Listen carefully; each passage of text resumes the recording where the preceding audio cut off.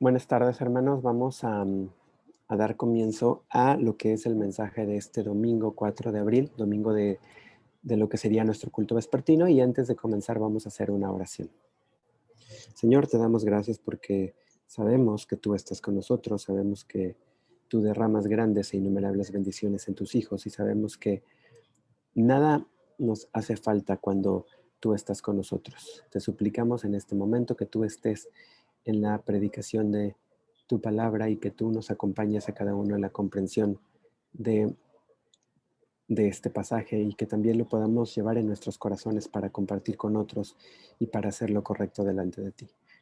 Nos ponemos en tus manos y te suplicamos que tú sigas derramando bendiciones a todos tus hijos, en el bendito nombre de tu Hijo amado, Cristo Jesús. Amén. Muy bien, hermanos, el mensaje del día de hoy está centrado en el pasaje de Lucas 24, los versículos del 36 al 49. Este pasaje está titulado en las Biblias como Jesús se aparece a los discípulos.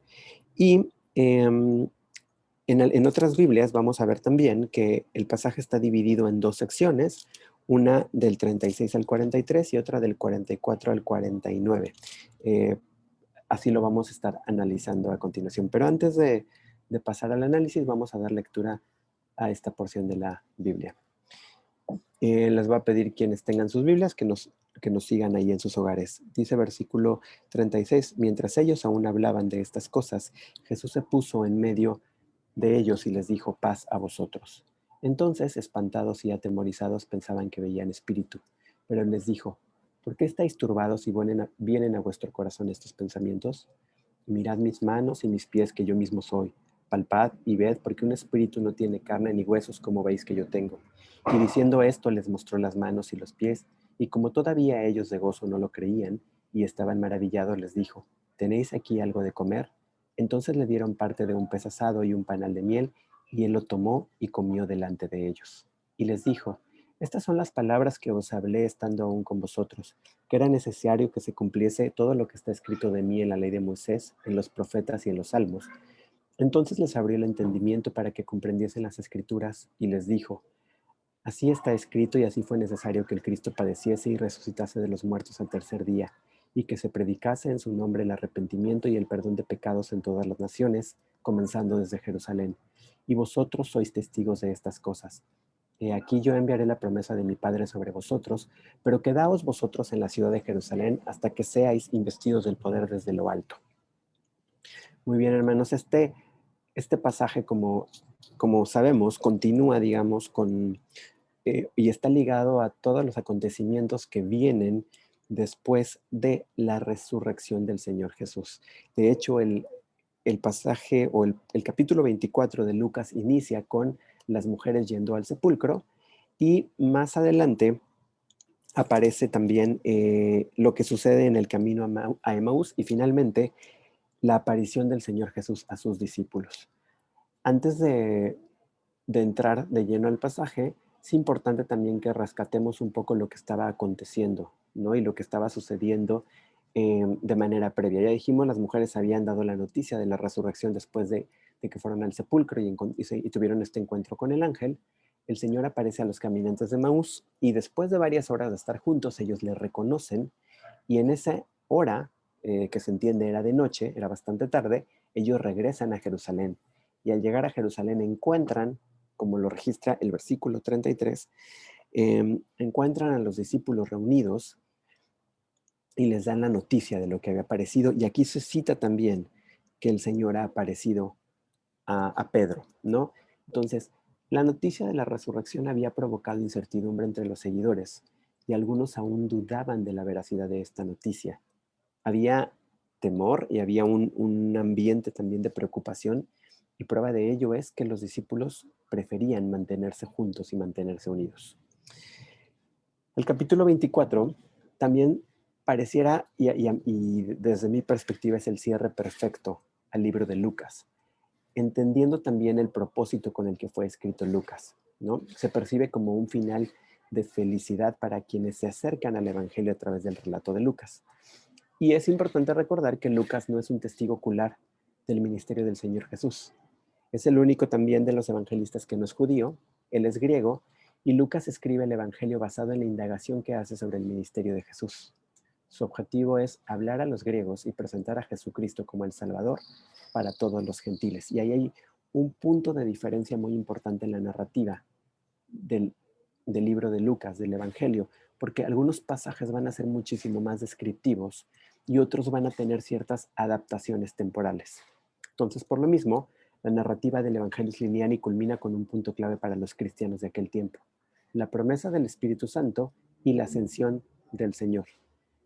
Después de los padecimientos y muertes de Jesús que se registran en capítulos previos, el capítulo 24 es de esperanza para los gentiles, decíamos, que habían escuchado y seguido de cerca a Jesús. Los otros evangelios registran otras apariciones de Jesucristo que suceden entre la resurrección y la ascensión. Estamos hablando de un periodo de 40 días, en donde las primeras apariciones fueron a las personas más cercanas, a sus discípulos, y entre ellos se encuentra esta que vamos a analizar, ¿no? El pasaje que revisaremos a continuación también podemos analizarlo desde dos perspectivas, o más bien dicho, desde dos momentos. No sucedieron de manera continua, sino sucedieron en dos situaciones distintas. En la primera parte, el Señor muestra una profunda comprensión y empatía con el pensamiento y carácter humano y se centra en reconfortar a los discípulos. La segunda parte tiene un carácter más espiritual y se enfoca en fortalecer el mensaje central del Evangelio. Entonces vamos a la primera parte, que va del versículo 36 al 43. Dice los primeros 3 versículos: mientras ellos aún hablaban de estas cosas, Jesús se puso en medio de ellos y les dijo: paz a vosotros. Entonces, espantados y atemorizados, pensaban que veían espíritu. Pero él les dijo: ¿por qué estáis turbados y vienen a vuestro corazón estos pensamientos?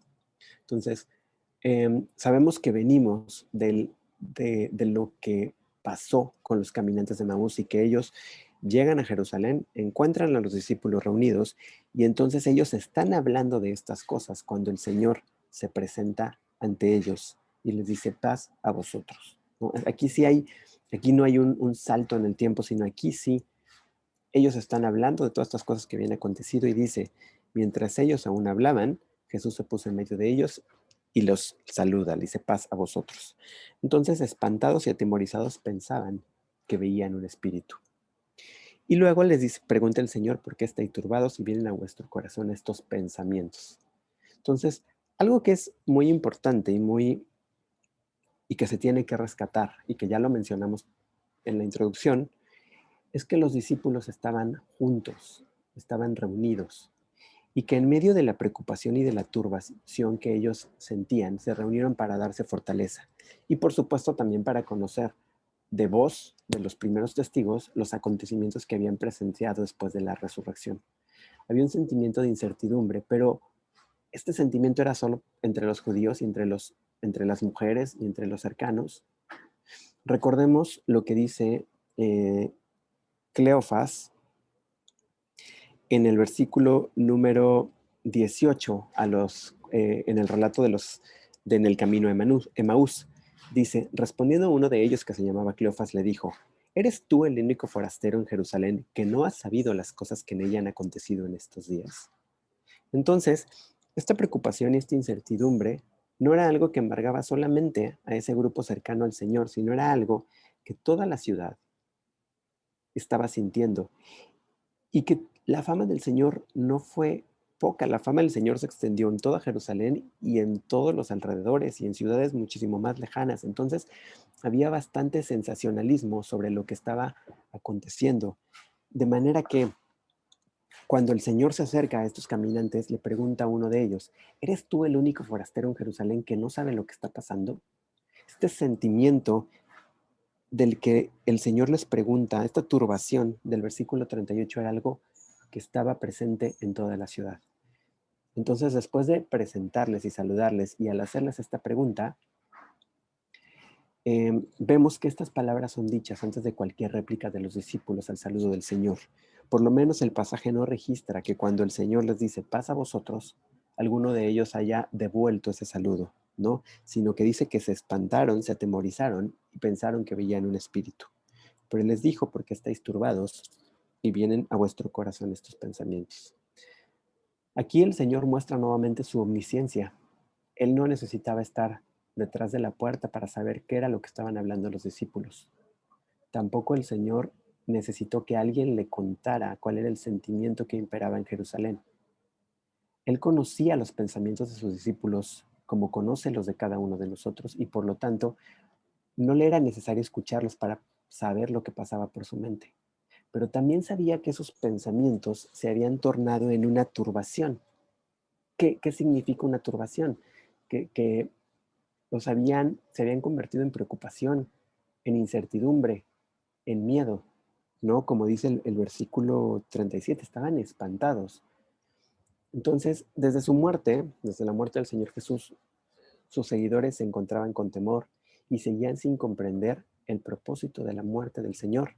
Nuevamente, basta con regresarnos a lo que dice uno de los caminantes en el versículo 21, que dice: pero nosotros esperábamos que Él era el que había de redimir a Israel, y ahora, además de todo esto, hoy es ya el tercer día de que esto ha acontecido. O sea, esperábamos, está hablando en un sentido en el que eso era una añoranza, pero ya no lo ven posible. Esperábamos que Él era el que había de redimir a Israel, y ahora pues ya han pasado 3 días desde que se dio esto.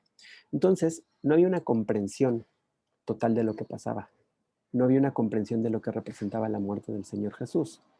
Y no se comprendía que era una necesidad que tenía no solo ellos, no solo los judíos, sino toda la humanidad, de que Cristo muriera y resucitara. Continúa entonces en estos versículos y les dice el 39: mirad mis manos y mis pies, que yo mismo soy, palpad y ved, porque un espíritu no tiene carne ni huesos, como veis que yo tengo. Jesús, siendo sensible a la racionalidad humana, no reprende a los discípulos por sus dudas y su falta de fe, como en otras ocasiones. Y podemos citar algunos ejemplos, por ejemplo, en Mateo 6:30, en Mateo 8:26, en Mateo 14:31 o en Lucas 12:28, donde vemos que el Señor les dijo: ¿por qué dudáis, hombres de poca fe? Sino que en este momento y en esta ocasión sabe que su aparición los consuela, y que su aparición va a ser de mucho consuelo para los discípulos. Entonces, Él les ofrece con este versículo la respuesta sin que ellos las pidan. Dice: mirad mis manos y vean mis pies. ¿Y por qué las manos y los pies? Porque era ahí donde estaban las cicatrices, ¿no? Digamos, estaban las marcas de la crucifixión. Y les dice: mirad que yo mismo soy, yo fui el que fui crucificado. Y les da la oportunidad de palparlo y de ver. Y les dice: porque un espíritu no tiene carne ni huesos, como veis que yo tengo. Y va más allá, y diciendo esto les mostró las manos y los pies, y como todavía ellos de gozo no lo creían y estaban maravillados, les dijo: ¿tenéis aquí algo de comer? Entonces le dieron parte de un pez asado y un panal de miel, y él lo tomó y comió delante de ellos. Entonces, el Señor les da pruebas irrefutables de su resurrección, y quienes ahí se encontraban son capaces de palpar el cuerpo del Señor e incluso lo ven comer. Hasta este punto vemos que ese sentimiento que se describe en el versículo 37 y 38, ¿no? De temor, de espanto, ahora se ve transformado en el versículo 41 en un sentimiento de gozo y de maravilla. Dice: todavía ellos de gozo no lo creían y estaban maravillados, ¿no? Hasta aquí vemos la comprensión y misericordia de Jesús. El Señor comprende el sentimiento humano y el dolor humano, no solo porque se haya humanado, sino porque es un Dios que tiene conocimiento de todo lo que pasa con sus hijos. Y su compasión para con los discípulos muestra que, en lugar de reprenderlos, los reconforta a quienes se encontraban turbados, y con pruebas les demuestra que es Él el que ha resucitado. Entonces, después vamos a pasar a la segunda parte, donde esta parte tiene un propósito espiritual. La lectura de este pasaje, como mencionamos un poco al comienzo, no es continua, ¿no? Decíamos previamente que este evangelio está dedicado a los griegos, y por lo tanto la narrativa tiene ciertas adecuaciones un poco del tiempo, de manera que el objetivo central de Lucas era que quienes lo leyeran pudieran comprender de manera general el mensaje del Evangelio. Entonces, algunas cosas a lo mejor son secundarias, como en qué momento sucedieron unas u otras cosas. Entonces, en ese sentido, hay adecuaciones temporales y entre el versículo 43 y 44 puede haber un salto en el tiempo de hasta 40 días, en los cuales el Señor, de acuerdo a Hechos 1:3, siguió hablando del reino de Dios. Entonces voy a dar lectura a lo que dice Hechos 1:3 y dice: a quienes también después de haber padecido se presentó vivo con muchas pruebas indubitables, apareciéndoseles durante 40 días y hablándoles acerca del reino de Dios. Y estamos hablando de Hechos 1:3, un libro que también fue escrito por Lucas, ¿no? Entonces, estamos entendiendo que hasta el versículo 43 es una aparición que sucedió en los momentos, en las horas inmediatas a la resurrección del Señor Jesús, ¿no? En algunas horas. Y después el 44, como vemos que después del 49 sigue la ascensión, pues sucede al final de estos 40 días. Entonces decíamos, puede haber un salto en el tiempo de hasta 40 días y que para propósito de Lucas, que busca hablar a los griegos, pues el mensaje central se conserva, ¿no? Y la importancia de mostrar a Jesús como el redentor de griegos y de gentiles y de toda la humanidad se conserva, ¿no? Hasta entonces los que habían seguido de cerca el ministerio de Jesús habían sido testigos de enseñanzas y de milagros, pero aún no comprendían por completo en qué consistía el plan de salvación. Ahora que sus discípulos habían comprendido la resurrección y el propósito del ministerio, Jesús fortalece sus enseñanzas, pero también les hace comprensible que Él está presente en las Escrituras desde el primer registro.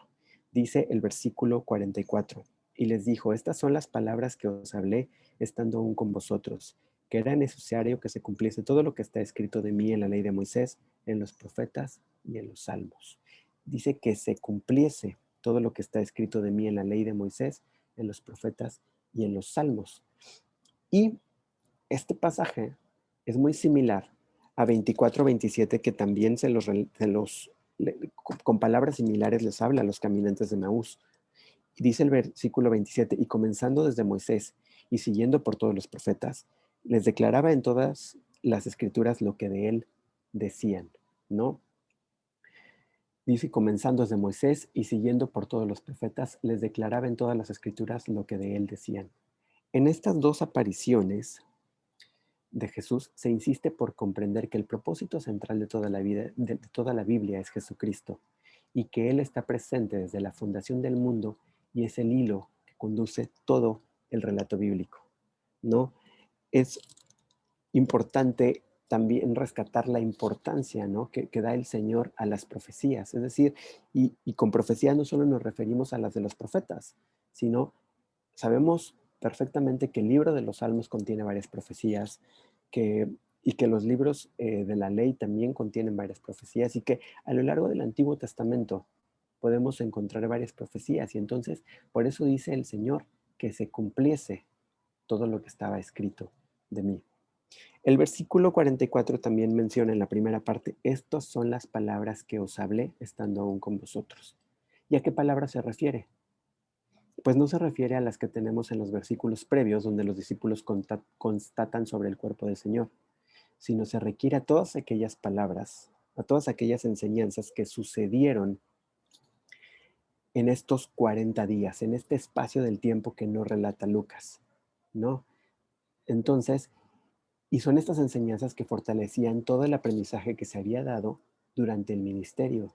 Dice el Señor que estas palabras, estas enseñanzas que Él dijo estando aún con ellos. Entonces, continúa versículo 45. Entonces les abrió el entendimiento para que comprendiesen las Escrituras. Y les dijo: así está escrito, y así fue necesario que el Cristo padeciese y resucitase de los muertos al tercer día. Al igual que se hizo con los caminantes de Maús en el versículo 31, a quienes les fueron abiertos los ojos, el Señor les permitió comprender las Escrituras. Hoy sabemos que esta es una función del Espíritu Santo y que cuando nos acercamos a la Biblia podemos obtener comprensión de todo lo que leemos y todo lo que estudiamos solo pidiendo la dirección del Espíritu Santo. Pero en ese entonces, el Espíritu Santo era todavía una promesa que habría de venir días más tarde sobre cada uno de ellos, sobre cada uno de los cristianos. Entonces, Jesús, teniendo los mismos atributos del Padre y del Espíritu, permitió a los discípulos comprender todo aquello que hasta entonces les seguía siendo misterioso. Así como el Señor les abrió el entendimiento y les ayudó a la comprensión de las Escrituras, nadie puede ayudarnos mejor a la comprensión de la palabra de Dios que el Espíritu Santo. No hay consejeros, libros, eruditos, terapeutas, brujos, amigos, familiares, parejas, astrólogos, que nos muestren lo que necesitamos conocer. Todos los misterios de la vida que nos deben ser importantes se comprenden a través de la palabra y con la dirección del Espíritu Santo. Y no hay otra cosa y no hay nada más, ¿no? Dice versículo 46, así está escrito y así fue necesario que el Cristo padeciese y resucitase de los muertos al tercer día, y que se predicase en su nombre el arrepentimiento y el perdón de pecados en todas las naciones, comenzando desde Jerusalén. El ministerio inicia en Jerusalén, ahí nace la semilla del Evangelio que se ha extendido a todo el mundo.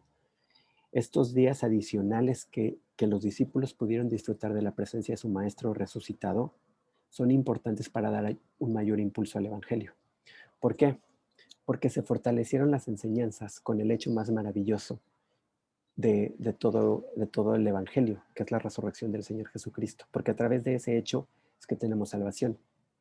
Y los que antes se maravillaban por los milagros de sanidad que realizaba el Señor y se asombraban de sus enseñanzas, hoy se entusiasmaron por su salvación y porque ese encuentro con el Señor los había transformado. Ya no era, de acuerdo al versículo 24-19, Jesús Nazareno, que fue varón profeta, poderoso en obra y en palabra delante de Dios y de todo el pueblo. Así lo describían los caminantes de Maús, así lo entendían los discípulos, ¿no? Jesús Nazareno, que fue varón profeta, poderoso en obra y en palabra delante de Dios y de todo el pueblo. Sino que a partir de las apariciones del Señor y de los aprendizajes durante 40 días, ahora comprendían que Jesús es el Hijo de Dios, que murió para salvar al mundo y salvarnos de manera personal de la esclavitud del pecado, y que resucitó, y que días adelante ascendió y está sentado a la diestra del Padre. Los versículos que continúan, que son y que cierran este pasaje que estamos analizando, que son 48 y 49, dice, y vosotros sois testigos de estas cosas. He aquí yo enviaré la promesa de mi Padre sobre vosotros, pero quedaos vosotros en la ciudad de Jerusalén hasta que seáis investidos de poder desde lo alto. Y estos versículos tienen un pasaje paralelo, digamos, también escrito por Lucas en Hechos 1:8, que si pueden ir en sus Biblias allá, yo le voy a dar lectura y dice así, pero recibiréis poder cuando haya venido sobre vosotros el Espíritu Santo, y me seréis testigos en Jerusalén, en toda Judea, en Samaria y hasta lo último de la tierra. Este pasaje en Hechos se habla en tiempo futuro cuando los discípulos llevarían el Evangelio hasta lo último de la tierra. Pero para llevar el Evangelio necesitaban lo que dice Lucas 24, ¿no? Necesitaban tener el poder, el poder de lo alto. Necesitaban del Espíritu Santo, necesitaban ser llenos del Espíritu Santo.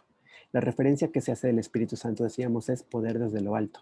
Y es el mismo poder que a cada uno de nosotros nos ha llevado al arrepentimiento de nuestros pecados. Y como decíamos previamente, también nos ha llevado y nos lleva día a día a la comprensión de las Escrituras. Pero también nos lleva a fortalecernos, a perfeccionarnos como personas y como cristianos y a poder mantenernos firmes en el Evangelio. A pesar de que ya no gozarían de la presencia física del Señor Jesús, la promesa del Espíritu les da una esperanza para emprender la gran comisión que se menciona en varios pasajes, entre ellos Mateo 28, del 19 al 20, pero también aquí en el versículo 47 y en Hechos 1:8.